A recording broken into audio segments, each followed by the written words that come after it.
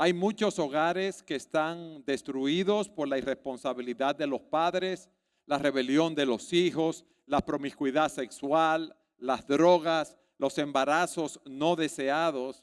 Y dice el pastor MacArthur, hablando de la crisis que existe en nuestra sociedad, lo siguiente: para muchos en nuestra época, la vida matrimonial y familiar se ha convertido en algo dolorosamente frustrante. Y quizás ese sea tu caso en este día. Nuestra atormentada generación se tambalea en la oscuridad del egoísmo, de las relaciones rotas, como un borracho en la noche. Aquí y allá se aferra a un poste de luz, el cual dispersa un poquito la negrura, pero rara vez encuentra en verdad la completa y cálida luz solar y la sobriedad del gozo prometido por Dios. Según las estadísticas, por lo menos en nuestro país, no sé aquí, hay un 50% de divorcios. Y uno lo dice de una manera rápida, pero imagínense esto: de cada 100 parejas que se casan, 50 se divorcian. Y de las 50 que no se divorcian, hay muchos que tienen muy malas relaciones y no se divorcian por motivos económicos, por motivos sociales, por temor a verse solos. Pero la realidad es que existe un divorcio emocional en muchos matrimonios que no se han divorciado.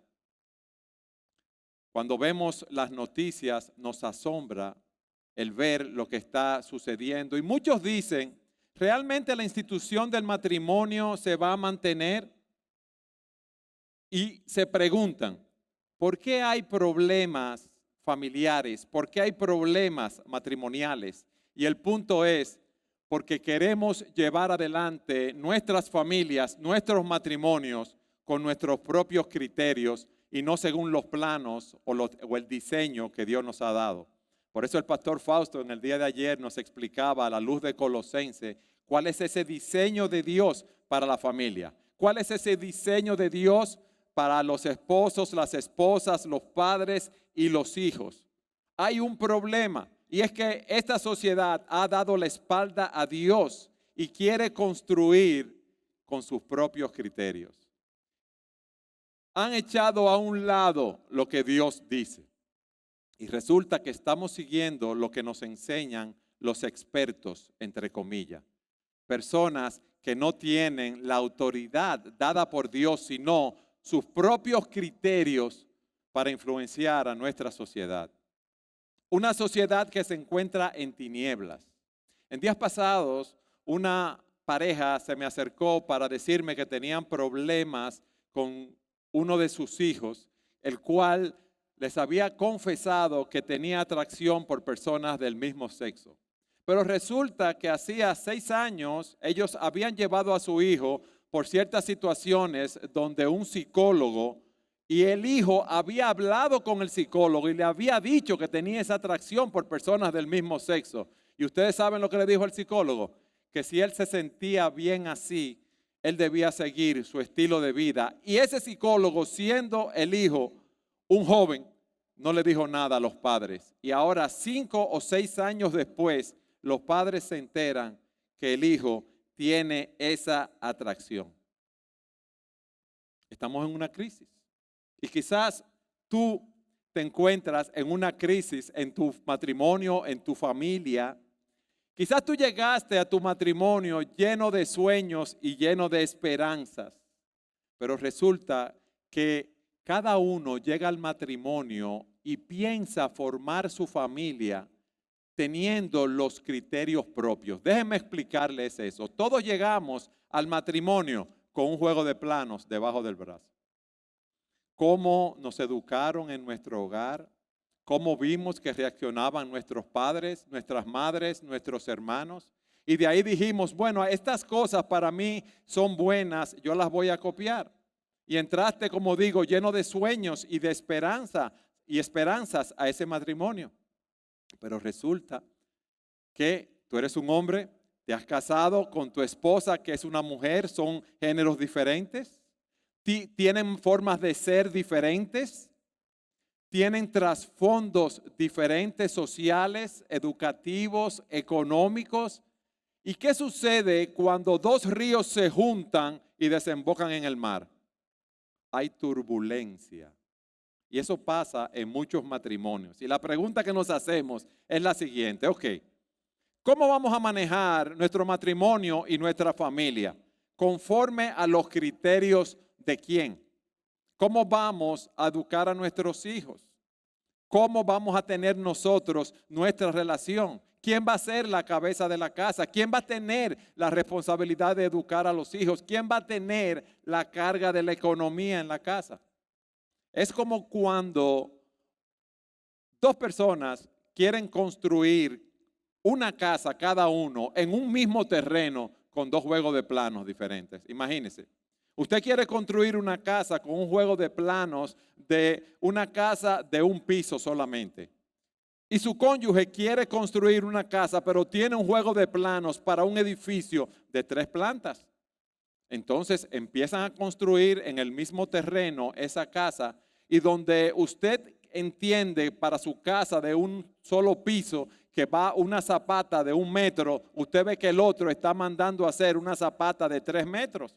Y donde usted tiene la puerta, ahí el otro está haciendo la estancia para poner la escalera. ¿Y qué es lo que viene? Amargura, frustración, incomodidad, resentimiento, pleitos, fricciones. ¿Cuál es el problema, mis amados? Que estamos construyendo nuestras familias con nuestros propios planos y no con los planos del fabricante, del diseñador original, como nos explicó el pastor Fausto en el día de ayer. Por eso hoy vamos a hablar de la palabra como un medio de gracia para la familia, porque si queremos construir matrimonios sólidos, familias sólidas, tenemos que hacerlo con los principios de la palabra de Dios. Y yo quiero que ustedes, por favor, me acompañen a 2 Timoteo capítulo 3, versículos 14 al 17, para que veamos cómo debemos tomar la escritura y utilizarla como un medio de gracia para la familia.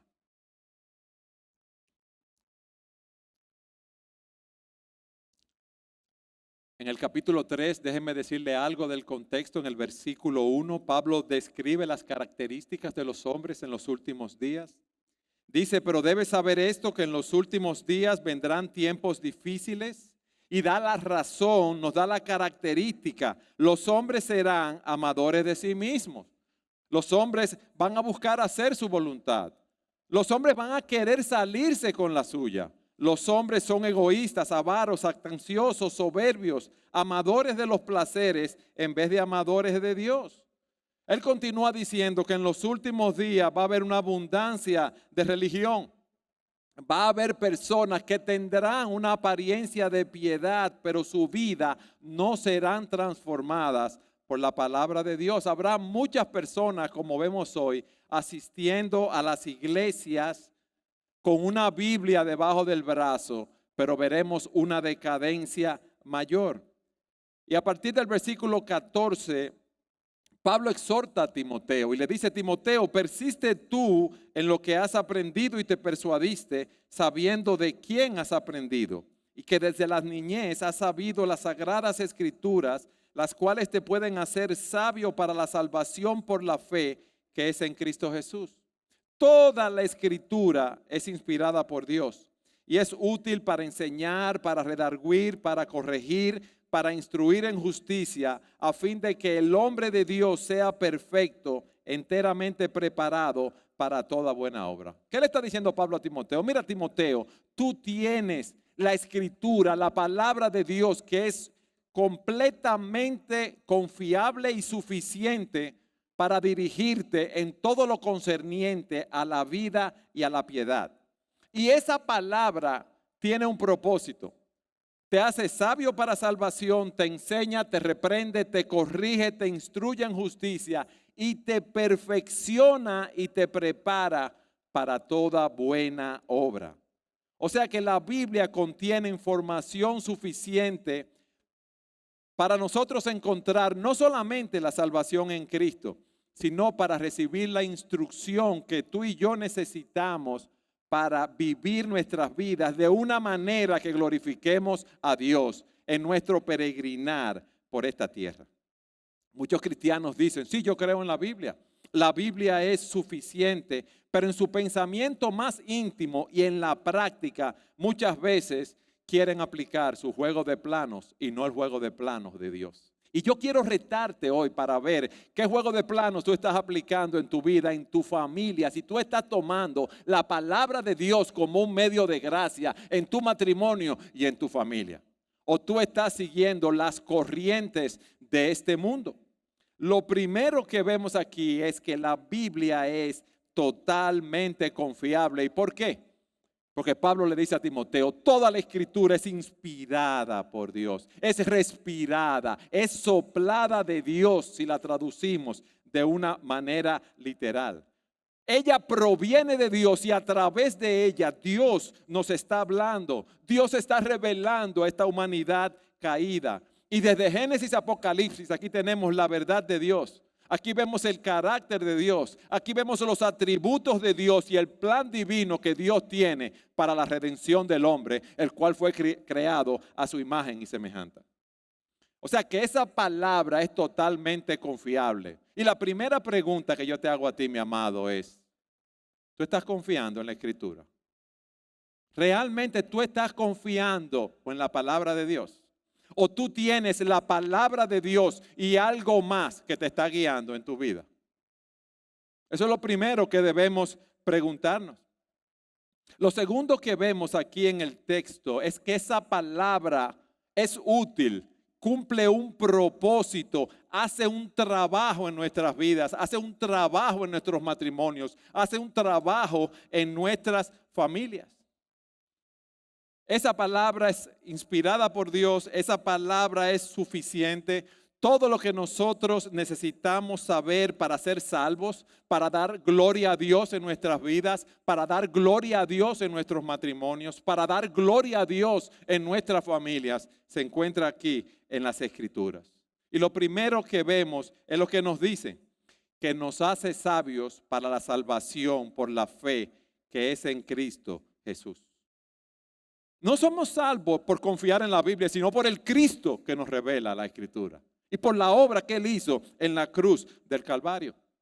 La Escritura nos muestra cuál es nuestra condición, que somos pecadores y que estamos destituidos de la gloria de Dios, que todos hemos pecado y que todos vamos camino a una condenación eterna. Y eso lo primero que hace es que nos humilla, porque nosotros pensamos que somos buenos, porque nosotros queremos ser independientes. Nosotros queremos alcanzar la salvación por nuestro propio esfuerzo. Pero cuando vamos a la Escritura vemos allí que somos pecadores y que no hay nadie que pueda cumplir la ley de Dios a la perfección.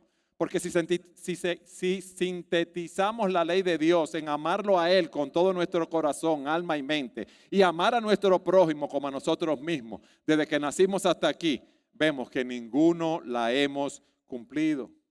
Y vemos que estamos camino a una condenación eterna y que no podemos hacer nada para salvarnos. Y que aquí y ahora necesitamos un Salvador. Y ese Salvador es Jesucristo. Eso nos humilla. Pero la Escritura no nos deja ahí. Nos muestra ese plan maravilloso de salvación. Que tenía que venir a alguien que fuera 100% Dios y 100% hombre.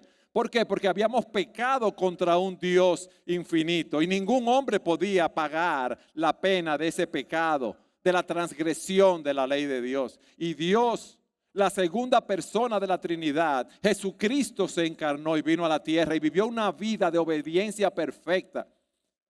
Y fue a la cruz del Calvario y pagó la pena que tú y yo debimos haber pagado en una condenación eterna, para que todo aquel que en Él cree no se pierda, mas tenga vida eterna.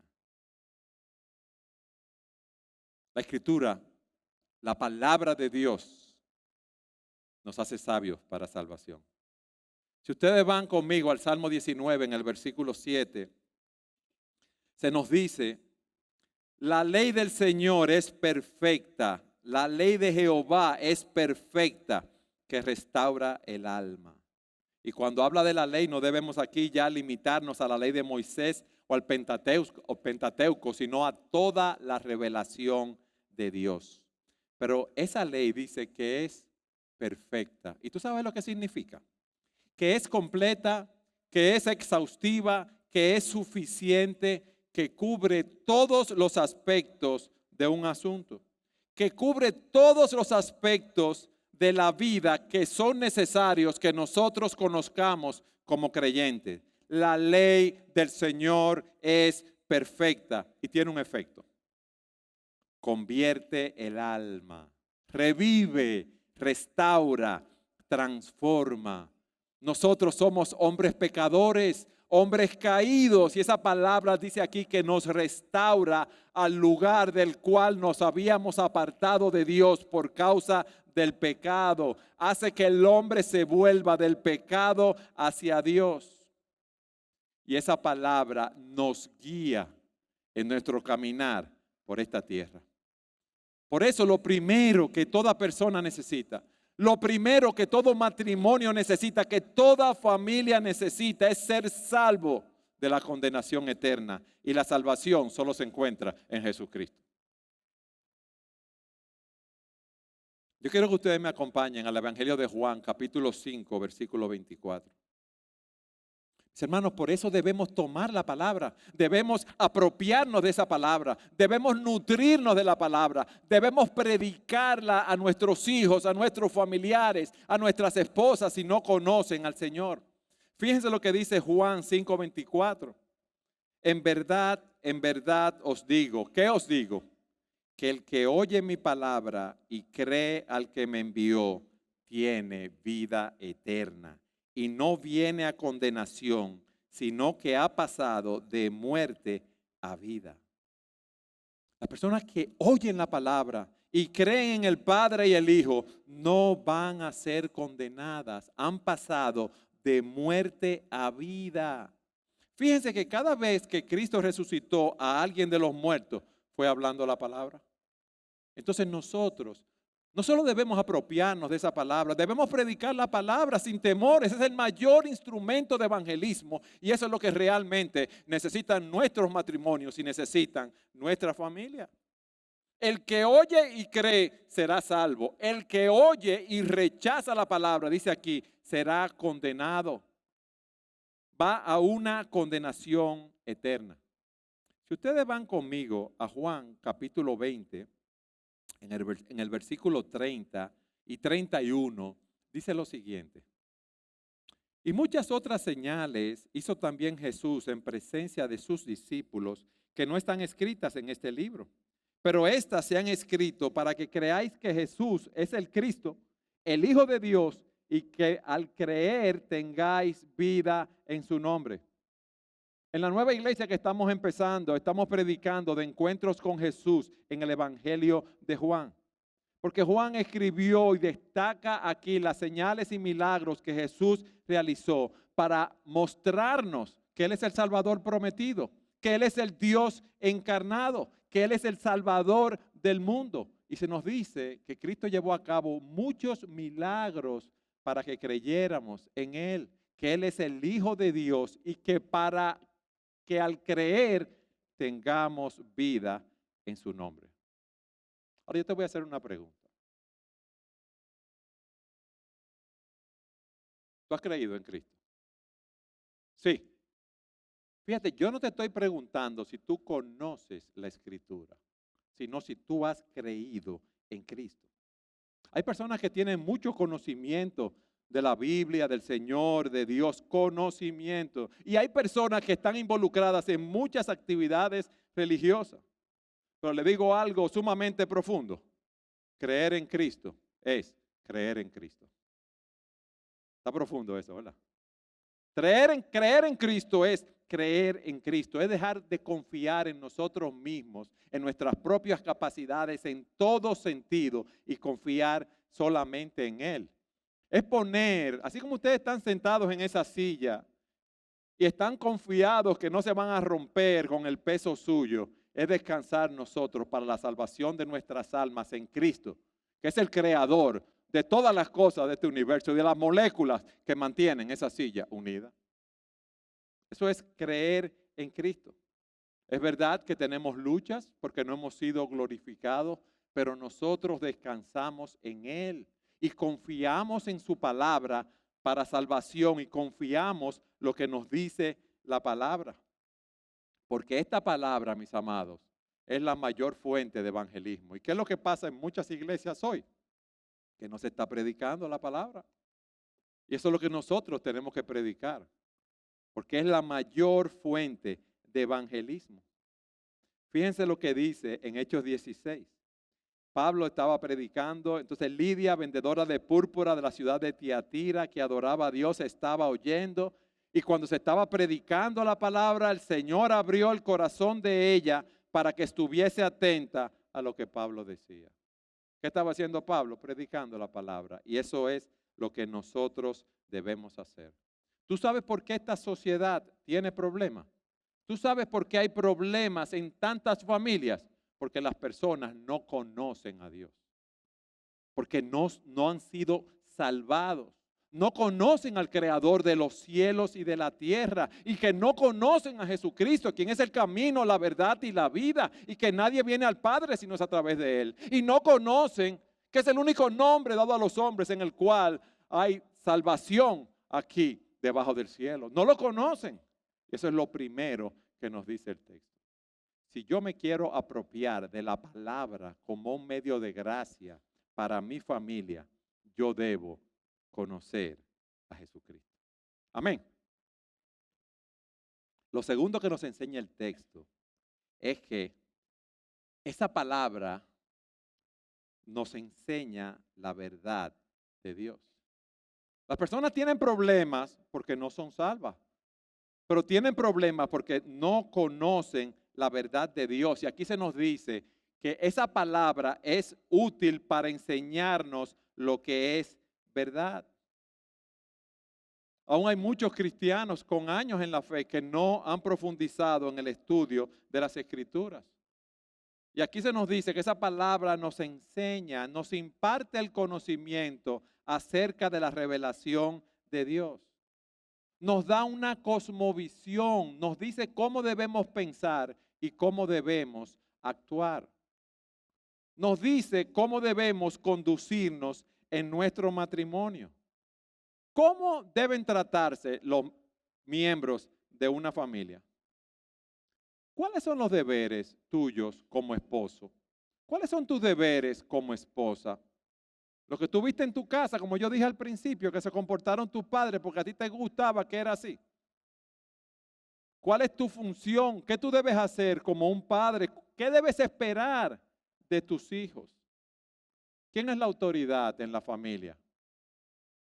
¿Quién es la cabeza? La autoridad está repartida en la familia 50-50.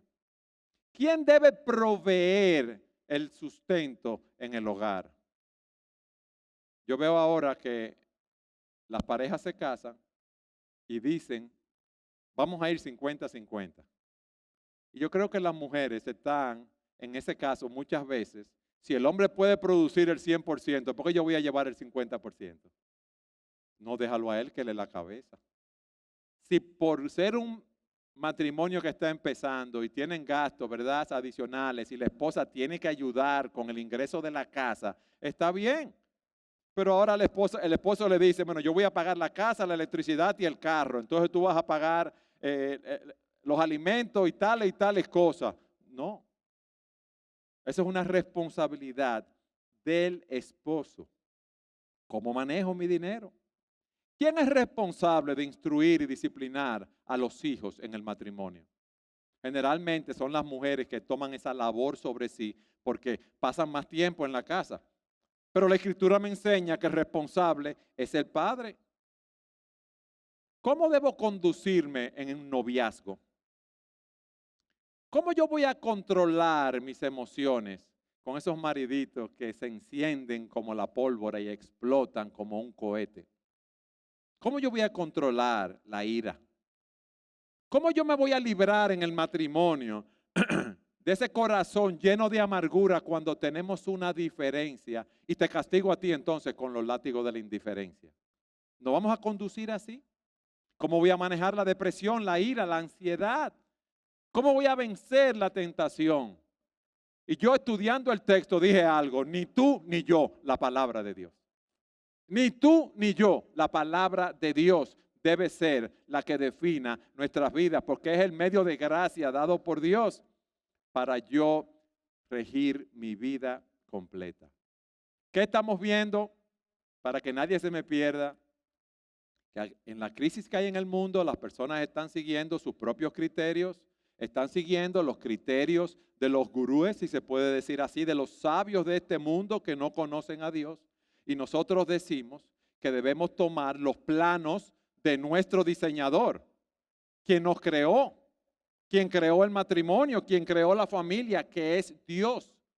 Y estamos viendo que todo lo que yo necesito para llevar adelante mi vida de piedad se encuentra en las Escrituras. Y hemos visto que esa Escritura es soplada por Dios, es de origen divino.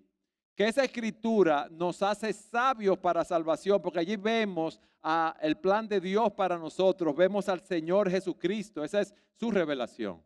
También que esa palabra nos enseña cómo debemos conducirnos, cómo debemos vivir, lo que nosotros debemos hacer. Pero también esa palabra, dice el texto, que nos reprende. Esa palabra nos redarguye. Cuando yo voy a esa palabra, me hace ver lo que está mal en mi vida. Esa palabra, cuando yo la leo, me convence de mi mala conducta, me confronta con mi pecado, me confronta con la falsa doctrina que puedo estar creyendo. Cuando voy allí, me doy cuenta que me he quedado corto de amar a Dios como debo amarlo con todo mi corazón, mente, alma y fuerza. Que no he amado al prójimo como debo amarlo y entonces soy reprendido. Miren, todo cambio auténtico en nuestra vida de pecado tiene lugar a un nivel muy profundo por medio de la convicción. Donde no hay convicción de pecado, no hay un cambio bíblico aceptable. Ustedes ven que las personas van a tomar charlas y salen motivados, que van a cambiar con una charla, pero no han tenido convicción de que están violando la ley de Dios, que lo están haciendo mal, que han pecado contra Dios. Y esa emoción que tienen de ir a una charla dura poco tiempo. Debemos ser reprendidos por la palabra. Vayan conmigo a Hebreos capítulo 12 para que ustedes vean cómo obra esa palabra en nuestros corazones. Hebreos capítulo 4, versículos 12 y 13. Porque la palabra de Dios es viva y eficaz, y más cortante que toda espada de dos filos, y penetra hasta partir el alma y el espíritu, la coyuntura y los tuétanos, y discierne los pensamientos y las intenciones del corazón. Y no hay cosa creada que no sea manifiesta en su presencia. Antes bien, todas las cosas están desnudas y abiertas a los ojos de aquel a quien tenemos que dar cuenta. ¿Qué nos dice ese texto? Que la palabra es como un arma, como una espada corta, que nos muestra lo que hay dentro de nuestros corazones. Que cuando la leemos, cuando es expuesta como aquí, vemos nuestro egoísmo, nuestro orgullo, nuestra amargura, vemos las cosas que estamos haciendo mal. Pero le digo algo, demos gracias a Dios cuando somos reprendidos por la palabra. Porque es una misericordia de Dios que está tratando con nosotros. Tú estás leyendo la palabra y te das cuenta que no estás educando a tus hijos en la disciplina y amonestación del Señor. Por el contrario, como nos decía el pastor Fausto ayer, tú le estás exasperando. Tú estás haciendo que ellos se airen. Porque quizás les estás dando una disciplina más severa que la que ellos merecen. Pero le estás dando esa disciplina porque lo que tu hijo hizo te avergonzó a ti delante de los hermanos de la iglesia. o te avergonzó delante de tus amigos. O tu hijo se está rebelando, como nos decía el pastor ayer, porque tú estás usando favoritismo con alguno de tus hijos. O tus hijos se están rebelando porque has actuado mal y a un niño de cierta edad le estás pidiendo que se comporte a un niño de 8 años como si él tuviera 15 años y eso no es correcto. O porque lo estás protegiendo más de lo que lo debes proteger y no permites que él se desarrolle. O quizás como esposo tú no estás siendo un líder y como líder no estás siendo un siervo en la familia, el mayor servidor, sino estás siendo un dictador, muy macho, dando órdenes. Y te das cuenta cuando vas a la palabra que ese no es el diseño de Dios para ti. O como mujer, como esposa, te das cuenta que no estás siendo la ayuda idónea de tu marido, que no lo estás respetando, que eres despectiva con él. Él te dice, mi amor, ¿me puedes traer un vaso de jugo? Y le dice, pero tú tienes 2 piernas, párate y ve a la nevera y búscala. O que le hablas a tu esposo dándole órdenes. Estás en el carro y llegaste a Cintermex y hay que buscar un estacionamiento. Y tú le dices, párate aquí, mira, párate aquí, aquí que tienes que pararte. Ay, perdimos el parqueo ya. O les estás exponiendo a tu esposo sus faltas. Entonces, mi amor, ahora vamos a tomar los ahorros que tenemos y tú lo vas a invertir en ese negocio que tú dices que nos va a dar mucho dinero, pero recuérdate que las últimas 4 veces hemos invertido y hemos perdido todo el dinero. Tú eres muy mal inversionista. O te has burlado de tu esposo y no lo has respetado porque lo ves a él tratando de hacer la tarea con tus hijos y te burlas de él. Ayudando al niño en matemática, pero tú no sabes ni cuántos son 2 más 2. En serio. Y cuando ves y vas a la escritura y la escritura te dice, mujeres respeten a sus maridos, mujeres respeten a sus maridos, te das cuenta que tú no lo estás respetando. Te das cuenta que tú no estás siendo agradecida con él. Te das cuenta que tú no estás trabajando para agradar a tu esposo. Te das cuenta que tú misma con tu forma de ser lo que estás trayendo al hogar es zozobra, es amargura, es resentimiento en la relación. Eso es lo que hace la palabra. Pero te tengo una buena noticia. La palabra no nos deja ahí. Miren lo que dice el texto, que la palabra nos corrige. O sea, cuando estamos equivocados, nos corrige. Miren, cuando nosotros hacemos algo mal y tenemos convicción de nuestro pecado, nos desmoralizamos. Pero qué bueno es saber que esa palabra nos corrige. Hay personas que se quedan allá abajo y nosotros tenemos esperanza en la palabra, porque esa palabra nos reprende, pero cuando nos caemos o sentimos que estamos mal, la palabra nos levanta. La palabra nos ayuda a ponernos de pie. Nosotros decimos en República Dominicana que cuando nos pasa algo nos volvemos un trapo. Yo no sé si ustedes lo dicen. Sin forma. La palabra nos toma y nos endereza. Alabado sea el Señor. Eso es una misericordia de Dios. Dios nos muestra nuestro pecado. Dios nos reprende. Pero también Dios nos corrige. Y nos permite desechar lo que está mal y nos permite seguir hacia adelante. Pero no solo eso, porque tú te puedes caer y te puedes levantar y te puedes quedar en el mismo sitio, ¿no es así? Pero fíjense la característica, la quinta característica que nos da este texto. Esa palabra nos instruye en justicia. O sea que esa palabra no solamente nos da la esperanza de que podemos obtener la victoria siguiendo lo que nos dice Jesucristo, sino que nos enseña a hacer lo correcto. Nos educa, nos toma de la mano. Usted ha visto cuando usted tiene un niño y lo está instruyendo, ayudándolo a crecer, llevándolo a la madurez.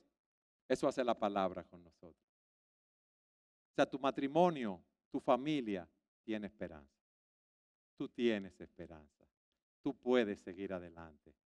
Porque la palabra es un medio de gracia en la familia. Si tú eres creyente, si tú has sido salvo, tú tienes el Espíritu Santo dentro de ti. Has caído en pecado, lo sé. Me siento en miseria, lo sé. Pero la palabra me dice cómo evitar esos pecados y estar libre de ellos en el futuro. Alabado sea el Señor por eso. La palabra me dice cómo despojarme de esos viejos hábitos, renovarme en el espíritu de la mente con la palabra y vestirme del nuevo hombre. La palabra me dice cómo seguir adelante a pesar de todas las faltas que he cometido. Y cómo en Cristo hay esperanza de restituir todo aquello que se ha vuelto cenizas para mí. Porque para Dios no hay nada imposible. Dice un autor lo siguiente: esta palabra nos instruye, nos entrena para saber cómo debemos trabajar con cada área de nuestras vidas. Y así como los padres trabajan con los hijos, enseñándole principios morales, enseñándole gracias sociales, gracias relacionales, hábitos piadosos, hábitos correctos, así trabaja Dios con nosotros a través de su palabra. Él nos entrena, es una misericordia de Dios para que nosotros podamos agradarle en las diferentes áreas de nuestras vidas. Sabemos que no lo vamos a agradar a la perfección porque no hemos sido glorificados. Sabemos que tenemos pecados remanentes en nosotros, pero sabemos que ya Cristo ganó la victoria para nosotros en la cruz del Calvario. Y sabemos que no hay condenación para los que están en Cristo Jesús, para los que andan no conforme a la carne, sino conforme al Espíritu. Y en el versículo 17, después que nos da esas características, nos dice el resultado de usar las Escrituras, a fin de que el hombre de Dios sea perfecto, enteramente preparado para toda buena obra. Y la Nueva Traducción Viviente dice: Dios la usa para preparar y capacitar a su pueblo, somos nosotros, tú y yo, para que haga toda buena obra. Personas perfectas, adecuadas, completas para vivir para la gloria de Dios. En lo que este mundo está buscando a los sabios de este mundo y la sabiduría de este mundo, nosotros vamos siendo formados con la cosmovisión de Dios. O sea, con la Escritura nos ponemos los lentes de Dios y vemos al mundo como Dios quiere que lo veamos. Y nos comportamos en nuestra familia como Dios quiere que nosotros nos comportemos. Si tú quieres madurar, si tú quieres crecer en tu fe, si tú quieres crecer en tu vida matrimonial, si tú quieres crecer en tu familia, debes tener cercanía con la palabra de Dios, a fin de que el hombre de Dios sea perfecto, preparado para toda buena obra, para que pueda cumplir lo que Dios te ha mandado, para que puedas mostrar con tu vida el poder del Evangelio para llevar salvación a los hombres, para que puedas vivir una vida que agrade a Dios. Qué maravilloso es el Señor, qué bueno. ¿Qué hemos visto hasta aquí? La crisis que hay en nuestras sociedades, porque no pasa aquí, pasa en todos los lugares. La razón de la crisis: matrimonios, familias que están siendo construidas con juegos de planos que no son apropiados. Hemos visto que tenemos la palabra dada por Dios, respirada, soplada por Él, que es suficiente para nosotros llevar nuestras vidas adelante. Hemos visto también que esa palabra nos hace sabios para salvación, nos reprende, nos corrige, nos instruye en justicia para prepararnos para toda buena obra. Ahora, esa palabra no va a obrar en mi vida. Esa palabra no va a transformar mi familia si yo no la atesoro en mi corazón? Eso es lo primero que debo hacer.